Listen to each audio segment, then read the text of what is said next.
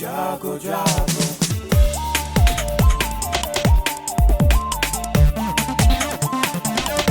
Radio जागो जागो radio जागो 90.4 FM। नमस्कार, यह है रेडियो जागो 90.4 FM। अब आप दीपक से आज की हलचल सुनिए। छत्तीसगढ़ में हुई बीजेपी की विधायक दल की बैठक में कुनकुरी से विधायक और पूर्व केंद्रीय मंत्री विष्णुदेव साय को राज्य का अगला मुख्यमंत्री चुन लिया गया है। इस बैठक में बीजेपी की तरफ से केंद्रीय पर्यवेक्षक नियुक्त किए गए नेता भी शामिल हुए थे। छत्तीसगढ़ विधानसभा चुनाव में भारतीय जनता पार्टी ने 90 में से 54 सीटें जीती हैं। 22 जनवरी को होने वाले प्राण प्रतिष्ठा समारोह के लिए तैयारियां अंतिम दौर में हैं। कार्यक्रम को भव्यतम बनाने की कोशिशें हो रही हैं। मूर्तियों के साथ मंदिर परिसर को अलौकिक रूप देने की तैयारी है। प्राण प्रतिष्ठा समारोह में रामलला के ठाट बाट निराले होंगे। अब 22 जनवरी को रामलला की नए मंदिर में प्राण प्रतिष्ठा होगी तो रामलला की अद्भुत छवि भक्तों को आकर्षित करती नजर आएगी। रामलला का पोशाक स्वर्ण यानी सोने के धागों से पुणे में तैयार किया जा रहा है। ये पोशाक 22 दिसंबर तक तैयार कर अयोध्या भेजी जाएगी, जबकि प्राण प्रतिष्ठा समारोह में कन्नौज के इत्र से राम जन्मभूमि परिसर महकेगा।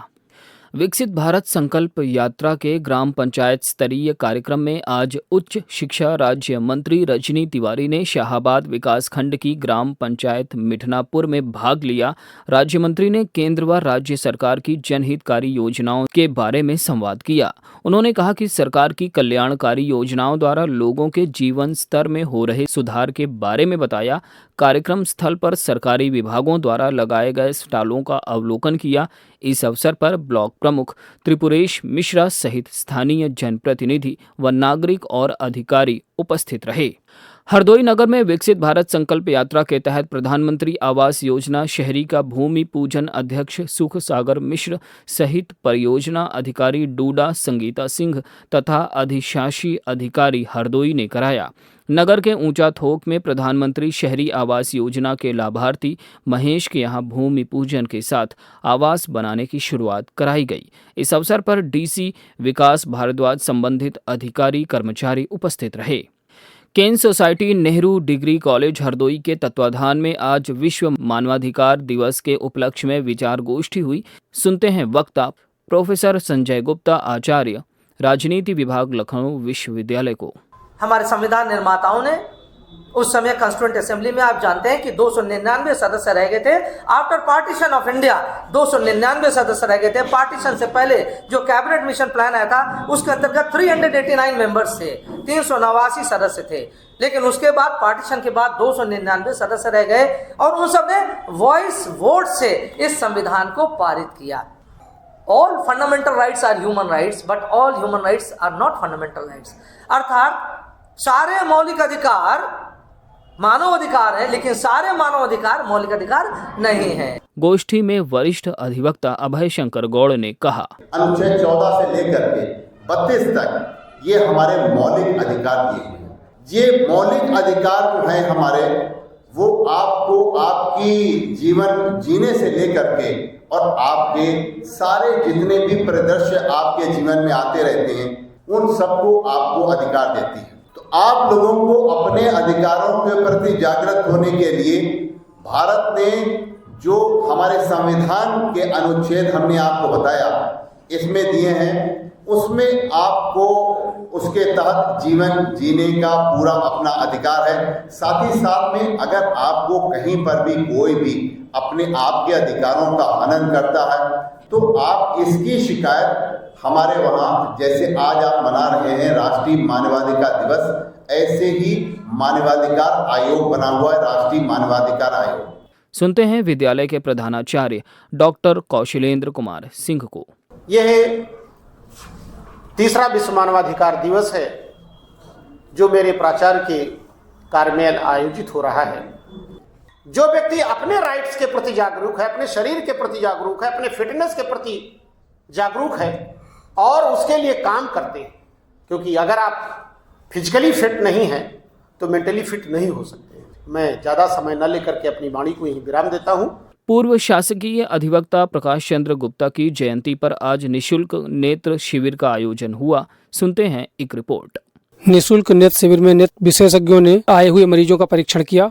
शिविर के आयोजक पूर्व शासकीय अधिवक्ता अविनाश गुप्ता ने बताया, आज हमारे पिताजी स्वर्गीय श्री प्रकाश चंद्र गुप्ता जी के स्मृति में श्री बाबूलाल बाल शिक्षा निकेतन मानकेसी स्कूल के प्रांगण में नेत्र शिविर का आयोजन किया गया। इसका उद्घाटन लायंस क्लब के पूर्व गवर्नर हरगोविंद सेठी जी ने किया। नेत्र शिविर में लगभग 68 रोगियों का पंजीकरण किया गया, जिसमें से 14-15 लोग जो है वो ऑपरेशन के लिए छाटे गए। उनको सबको निःशुल्क दवाइयाँ दी गई और जो भी उनको अपना इलाज जिस तरह से करवाना था वो डॉक्टर साहब ने, डॉक्टर तिरुपति आनंद जो हरदोई के प्रसिद्ध चिकित्सक हैं, उन्होंने किया और इसमें काफी संख्या में लोग आए। और अगला शिविर जो है वो 16 फरवरी को नियत किया गया है। उसमें हम लोगों को सभी मरीजों को चश्मे आदि वितरित किए जाएंगे निःशुल्क, और जिनका ऑपरेशन होगा वो भी निःशुल्क होगा। उसका सारा खर्चा और व्यय जो है हमारी समिति ही, श्री बाबूलाल स्मारक समिति ही वहन करेगी।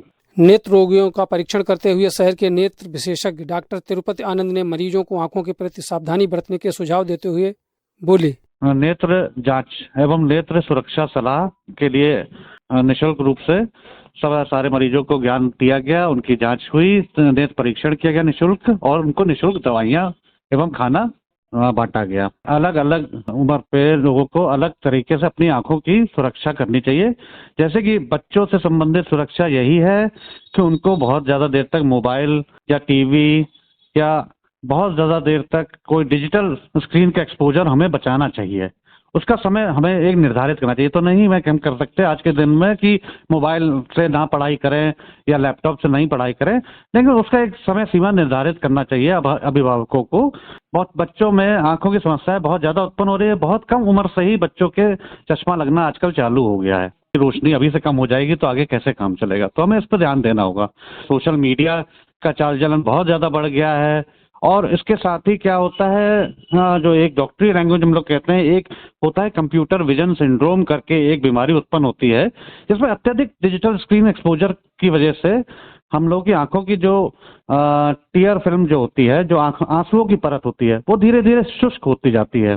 और उसकी वजह से क्या होता है, जैसे वो शुष्क होती है, वो हमारे आंखों का समझ लीजिए एक तरह का मोबाइल ऑयल है, लुब्रिकेटिंग ऑयल है, वो नहीं रहेगा तो आंखों में तरह तरह की बीमारियां जैसे होने लगती हैं, एलर्जी होती है, हमारे आंखों में विकार आ जाते हैं, जैसे कि तो उसका भी समय, मतलब किशोरों को भी अपना समय जो है समय सीमा से निर्धारित करके ही डिजिटल एक्सपोजर करना चाहिए।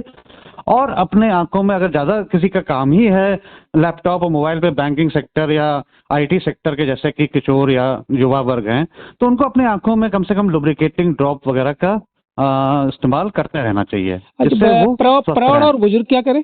और प्रौढ़ और बुजुर्ग को तो ध्यान रखना चाहिए कि धूप वगैरह में एकदम डायरेक्ट ना बैठाएं, नियमित रूप से परीक्षण कराते रहना चाहिए। मोतियाबिंद जो बीमारी है, ये एक उम्र संबंधी बीमारी है, जो कि जैसे हमारे बाल सफ़ेद होते हैं उम्र के बढ़ने के साथ साथ, वैसे हमारा लेंस भी धीरे धीरे उम्र बढ़ने के साथ साथ वो सफ़ेद होता जाता है, उसकी झिल्लियाँ सफ़ेद होती हैं, वो मोतियाबिंद बनता है। तो उसका पहले ही पता चल जाए तो उनको कुछ दवाइयाँ हैं जिससे उसका वहीं पर रोका जा सके, या फिर उनको पहले ही आइडिया लग जाए तो अपने समय सीमा के अंदर ही उसका उपचार होके या उसका ऑपरेशन हो जाए, बढ़े नहीं। दूसरा क्या है, उनको जैसा अगर कोई डायबिटीज से या ब्लड प्रेशर से ग्रसित प्रौढ़ और बुजुर्ग हैं तो उनका भी नियमित रूप से नेत्र परीक्षण अपना कराते रहना चाहिए, क्योंकि डायबिटीज और ब्लड प्रेशर में दोनों में हमारी आंख के पर्दे पे रेटिनोपैथी की समस्या उत्पन्न हो सकती है, जिससे कि फिर रोशनी अगर चली जाती है तो उसके बाद फिर आना बड़ा मुश्किल होता है। शिविर में नेत्र विशेषज्ञों ने मरीजों का परीक्षण करते हुए आंख को अमूल्य बताया, थोड़ी सी सावधानी बरतने के प्रति उनको आगाह किया और आंखों को सुरक्षित रखने का सुझाव दिया। रेडियो जागो 90.4 एफएम के लिए महेश मिश्र। प्रख्यात गीतकार डॉक्टर बुद्धिनाथ मिश्र आज रेडियो जागो 90.4 एफएम हरदोई में आए और चेयरमैन अभय शंकर गौड़ से साहित्य, समाज सहित विभिन्न विषयों पर बातचीत की। सुनते हैं बातचीत और उनके गीतों के अंश।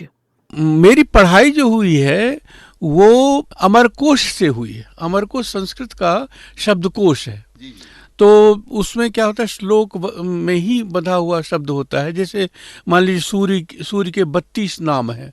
जिस प्यासे को तृप्त तृप्त न कर पाया जग का कोई सागर, कर दे उसको बेसुध एक पल में उलीच मधु की गागर।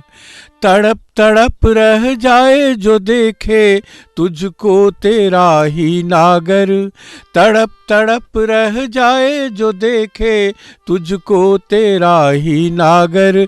इतरा ले बन जाए आज यह हर सिंगार सपनों का घर। तो ये थी आज की हलचल। आप सुनते रहिए रेडियो जागो 90.4 FM। धन्यवाद।